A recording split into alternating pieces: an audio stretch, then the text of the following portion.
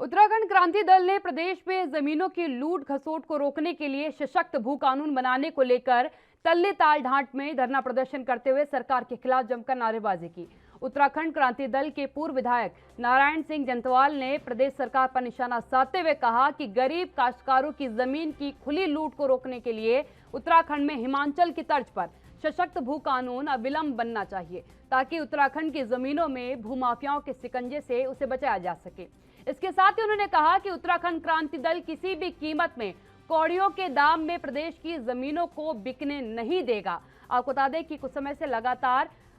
सशक्त भू कानून की मांग लगातार उत्तराखंड की तरफ से की जा रही है। उत्तराखंड वासियों का सीधा तौर पर कहना है कि जिस तरीके से हिमाचल प्रदेश में इस सशक्त भू कानून है, बाहर के लोग आकर के वहां जमीनें नहीं ले सकते हैं, कौड़ियों के दाम उनकी जमीनें नहीं बिकती हैं, उसी तरीके से उत्तराखंड में भी इस नियम को लाया जाए, सशक्त भू कानून लाया जाए, ताकि उनकी पैतृक जमीन जो है उसे बचाया जा सके, वहां की संस्कृति को संजोया जा सके। क्योंकि बाहर के लोग बड़ी मात्रा में उत्तराखंड की तरफ अब रुख कर रहे हैं, वहां की जमीनों को खरीद रहे हैं, जिसकी वजह से वहां की संस्कृति पर भी कहीं ना कहीं इसका असर पड़ रहा है। और उसको बचाने के लिए अब उत्तराखंड क्रांति दल की तरफ से सीधे तौर पर सरकार को चेतावनी दे दी गई और कहा कि अगर इस तरीके का कानून नहीं लाया गया तो एक बड़े आंदोलन का आगाज किया जाएगा।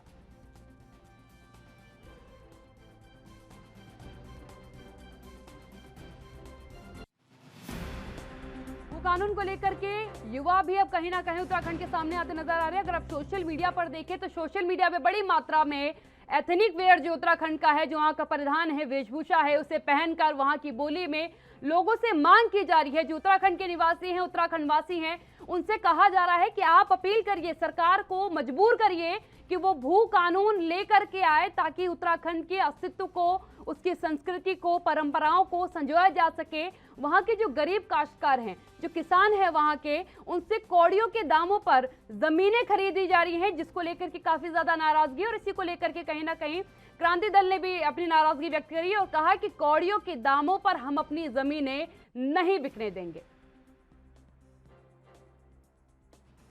जिस मुद्दे को हम बहुत समय से लड़ते रहे हैं, एक सशक्त भू कानून के लिए, और नौजवान भी सामने आ रहे हैं, तो हम इसीलिए आज उत्तराखंड क्रांति दल पहले भी इस मुद्दे को लेकर बहुत संवेदनशील रहा है। आज उत्तराखंड के पूरे प्रदेश के सारे जो जिला मुख्यालय हैं, उत्तराखंड क्रांति दल पुरजोर तरीके से धरना प्रदर्शन कर रहा है। और ये बड़ा दुर्भाग्यपूर्ण है कि राज्य बनने के बाद भू कानून बन जाना चाहिए था, राजधानी बन जानी चाहिए थी, परिसमन का जो कानून है वो बन जाना चाहिए था, और ख़ास तौर से जो पर्वतीय पिछड़े क्षेत्र हैं वहाँ बुनियादी समस्याएं और कैसे एक आर्थिक ताना बाना बने, ये नीतियाँ बन जानी चाहिए थी। लेकिन ये दुर्भाग्य है कि उत्तराखंड क्रांति दल को जिसने राज्य की लड़ाई लड़ी, आज भी इन लड़ाइयों को लड़ना पड़ रहा है। इसलिए आज पुरजोर तरीके से इस बात उठाई जा रही है और सरकार अविलंब विधानसभा का सत्र बुलाने की आवश्यकता हो तो विधानसभा का सत्र बुलाए, या अध्यादेश के माध्यम से एक सशक्त भू कानून तुरंत लाए। क्योंकि बिना सशक्त भू कानून के जिस प्रकार से जो यहाँ हमारे छोटे काश्तकार हैं, गरीब किसान हैं, उनकी ज़मीनों को औने पौने भाव